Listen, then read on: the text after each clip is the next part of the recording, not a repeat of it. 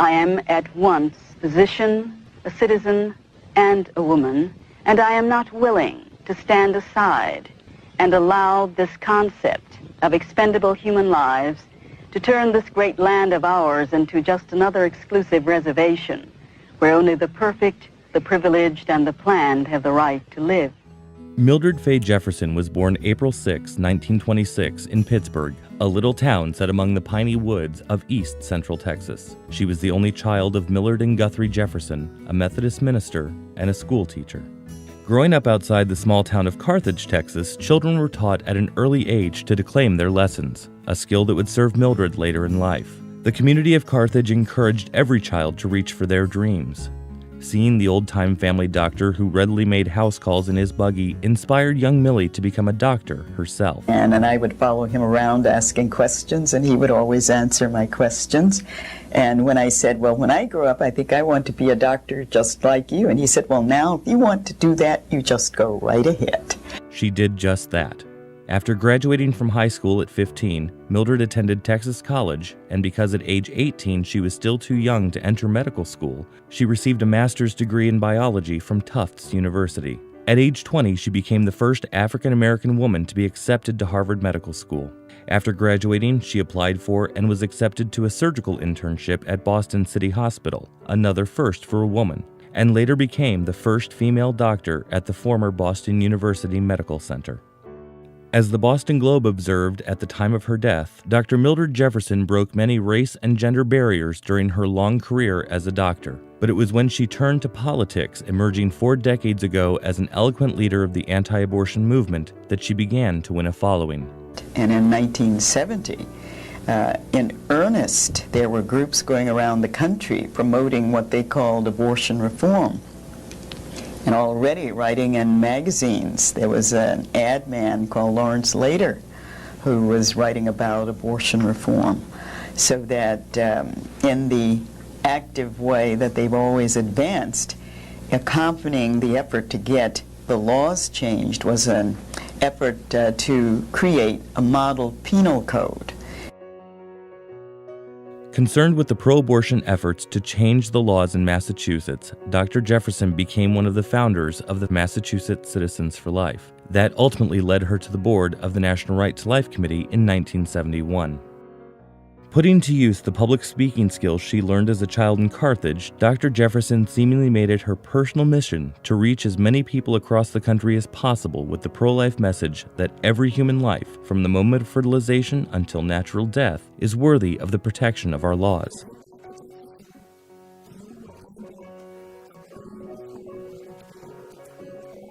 You cannot match her on TV. She was incredible. Nobody could really match her or beat her when it came to discussing and arguing the issues for life. She was incomparable. In late 1972, Dr. Jefferson appeared on The Advocates, a television program produced by the local PBS affiliate in Boston. It would air nationwide. So great was her eloquence and passion for defending human life that it caused one politician to completely rethink his views on the issue of abortion, a conversion that would ultimately impact pro-life efforts for decades to come. Shortly after the show aired, he wrote to Dr. Jefferson, "I hope you won't mind my writing to you, but I had to tell you how truly great you were in your testimony on the Advocates program regarding abortion. Yours was the most clear-cut exposition of this problem I have ever heard. Several years ago, I was faced with the issue of whether to sign a California abortion bill. I must confess to never having given the matter of abortion any serious thought until that time. No other issue since I have been in office has caused me to do so much study and soul-searching. I wish I could have heard your views before our legislation was passed. You made it irrefutably clear that an abortion is the taking of human life. I'm grateful to you. Sincerely, Ronald Reagan."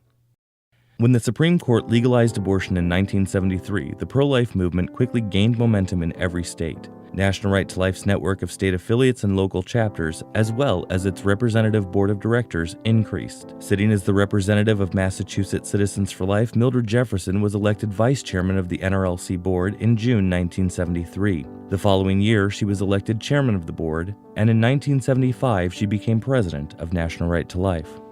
Her election as president catapulted Mildred Jefferson and her unmatched ability to articulate the pro-life message further onto the national stage. She was a highly sought-after speaker and traveled the country extensively, speaking at state and local Right to Life events and conventions.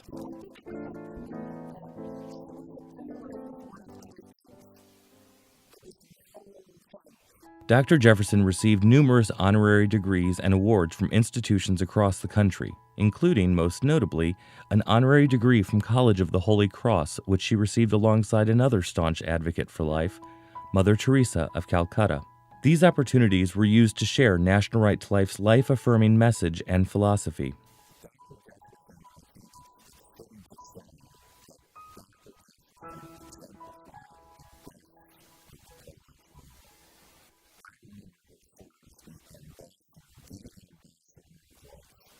She would speak wherever she had the opportunity to share the beauty of life, regardless of whether her audience was pro-life or not. Appearing at a Minnesota women's conference in the 1970s, Mildred Jefferson captivated an entire auditorium.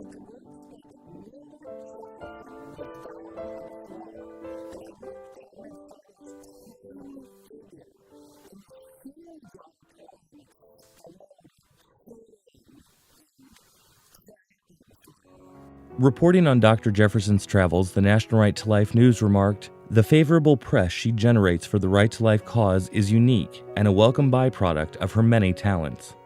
As she jets from city to city, scarcely a metropolitan daily fails to report her presence."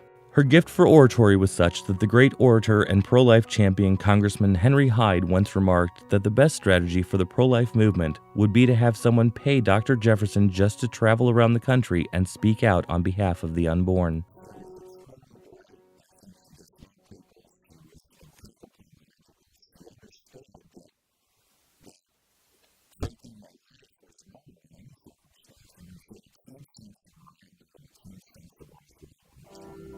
Dr. Jefferson would use her credentials as a surgeon and the fact that she was a woman as a springboard to talk about protecting life and the realities of abortion at conventions, in the press, and in numerous appearances before various congressional committees.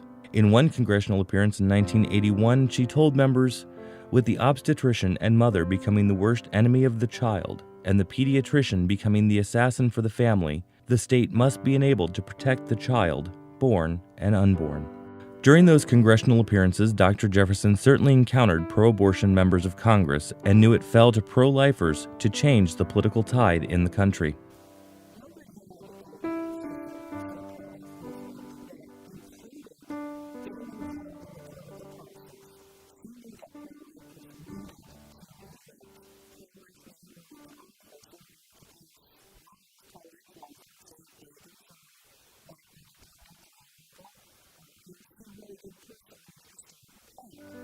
Dr. Jefferson's vision came to fruition in 1980 with the establishment of the National Right to Life Political Action Committee.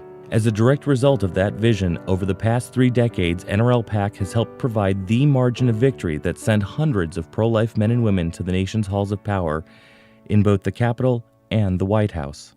Whether it was testifying before Congress, speaking before a group of concerned pro-life citizens, or talking one-on-one with a friend or colleague, the effusive Dr. Jefferson connected with every person to whom she spoke.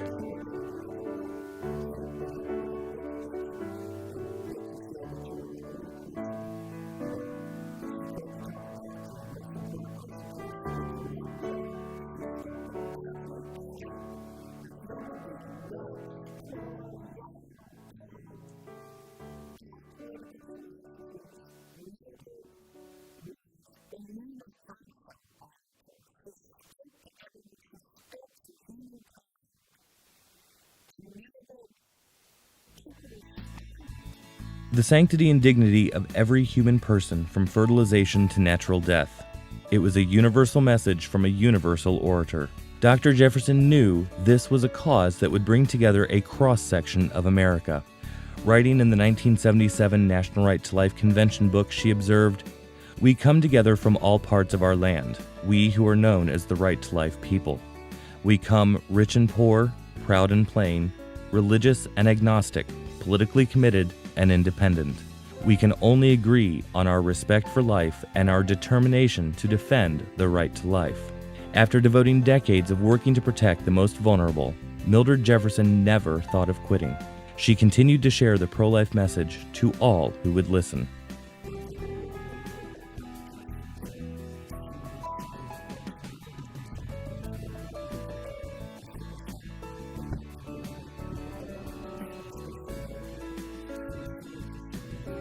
Indeed, she was determined to inspire and involve the next generation of pro-life activists, ensuring that the pro-life movement would be successful well into the 21st century. Dr. Mildred Fay Jefferson left this world on October 15, 2010, at age 84. But she left behind a legacy of dedication and service to a calling greater than oneself. It is a legacy that will continue to inspire and bring people to the cause of life for decades to come. And remember, the fight for the right to life is not the cause of a special few, but the cause of every man, woman, and child who cares not only about his or her own family, but the whole family of man.